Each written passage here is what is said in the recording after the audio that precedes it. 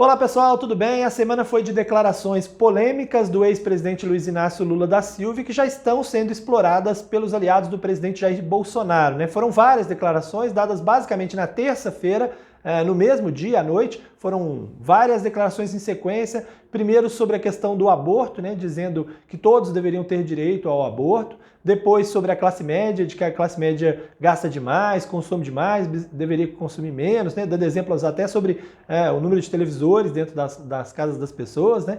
E também uma declaração de que acha que Deus é petista porque coloca a Gleisi Hoffmann no comando da legenda, etc. e tal. Essas declarações foram tão fora da curva e pareceram tão inapropriadas eleitoralmente falando, que muitos aliados e adversários andaram desconfiados de qual era a estratégia e se havia uma estratégia por parte do ex-presidente Luiz Inácio Lula da Silva, né? Os adversários estão assim, pensando, será que o ex-presidente está vendo alguma coisa que a gente não está vendo? Está partindo para um caminho que a gente não estava esperando?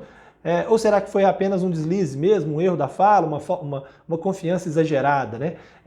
Do lado dos petistas, há quem ache que essas falas foram para tentar fazer acenos a um público mais fiel à esquerda antes do anúncio do Geraldo Alckmin como vice, que vai ser feito hoje pelo PSB, né, que estaria tentando contrapor essas duas questões. E há também quem acha que isso foi para ganhar uma certa notoriedade, aparecer mais publicamente e estar mais evidente no debate. O certo é que mesmo quem acha isso considera que foi um equívoco, que são falas que vão prejudicar o presidente, principalmente junto ao público evangélico, que é um público que ainda está em disputa, né? O presidente Jair Bolsonaro tem vantagem, mas é um público em disputa e que normalmente decide eleições, e o público médio do eleitorado. Esse público médio é que normalmente decide de fato as eleições, é ele que muda de lado para outro e que por causa disso escolhe quem vai ser o presidente da República. Historicamente no Brasil é assim, né?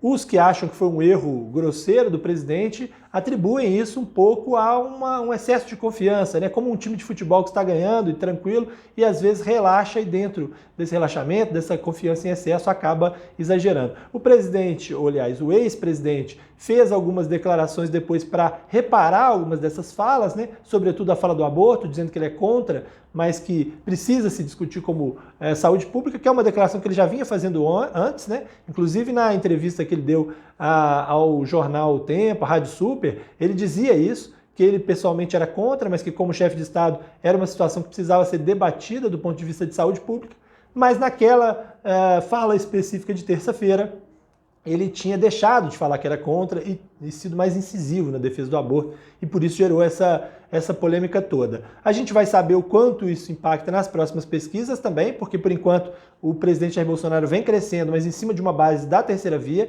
e há uma solidificação lá na frente dos votos do Lula, na casa de 40%, 42%, então nós vamos saber isso, e certamente isso será usado mais adiante, esses vídeos serão construídos na campanha de Bolsonaro com a ideia de que o ex-presidente Luiz Inácio Lula da Silva não tem visões compatíveis com a do eleitorado evangélico, principalmente, e também vai se focar muito nessa questão da classe média, né, que é um setor da sociedade grande e que também, como os outros, decide as eleições brasileiras. Não adianta depois tentar reparar, no outro dia falar de outro jeito, porque o estrago já está feito. Hoje em dia não é simples você desfazer aquilo que publicamente você disse, ainda que você depois tente argumentar o que exatamente você estava querendo dizer. Um abraço para vocês e até mais.